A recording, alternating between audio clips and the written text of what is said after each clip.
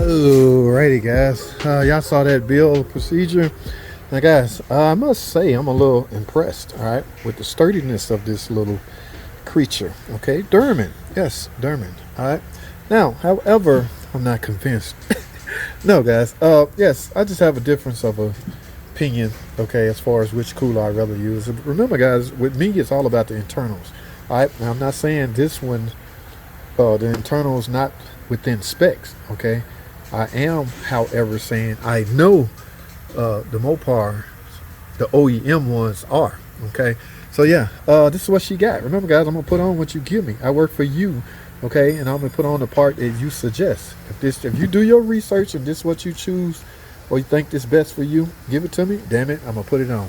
All right, now look, I forgot what I said the miles was, but yeah, this is, I got oil leak all on top of the transmission and everywhere. So I'm gonna knock this out real quick. I will not be filming this guys. This is gonna take me a good 20 to 30 minutes, and I don't want to look reckless doing it. Okay, besides there's a gazillion videos out there on how to replace these. All right, Durman, yeah, look at it. Oh, it's so cute. Oh, all aluminum and everything. Durman, oh, look at it. Oh, okay. JT, stop clowning around, man. That's my last thought on this, guys. Y'all can see I got that cleaned up. I go to the detail department anyway, so I'm gonna really get down in there when I get to the detail department. Now, here's the deal. I know I'm getting ready to install this Durman cooler. Now, take a look at this, guys. This is why people tend to use the Mopar seals. Now, the newer upgraded Mopar seals are orange. I don't know what they made of, but they're a lot thicker. Y'all see how thin that is? Okay. When I torque these housing bolts down to spec, I'm going to compress these even more. Look at that. Okay. Now, just imagine when this seal finally compressed as compressed as it's going to get. At that point, this aluminum housing is going to touch the block. Guys, that is no different than the plastic housing touching the block and then cracking. Okay, because yes, it gets hot down here. So when these seals totally collapse and this aluminum touch the block, it's just going to simply warp. What's the difference between warping and cracking?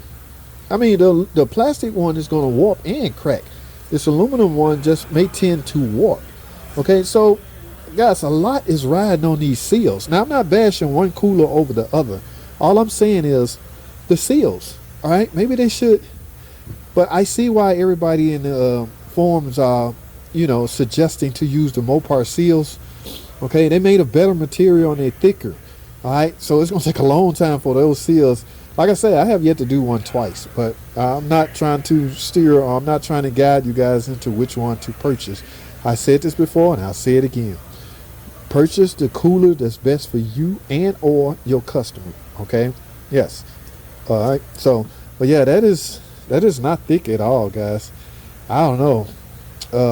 This thing is gonna end up touching the block, and yeah, it's gonna have some warping issue, but it's damn sure sturdy. All right, Derman, baby. All right, let me get this thing on, man. I promise. That's it. That's it. I'm done this time. All right, guys, I'm wrapping up, but this kind of comical here. Y'all see this? Derman wants you to use. Derman want everything to match. All right, they got an orange cap. They even want to use orange O-rings. Ooh, it's so cool. That is so cute. Look at it. The nice, pretty, orangey, aluminum oil cooler. Oh, that match. Okay, yeah. I think Mopar O-rings are blue. All right, yeah, we don't do the orange stuff. All right, I gotta go, guys.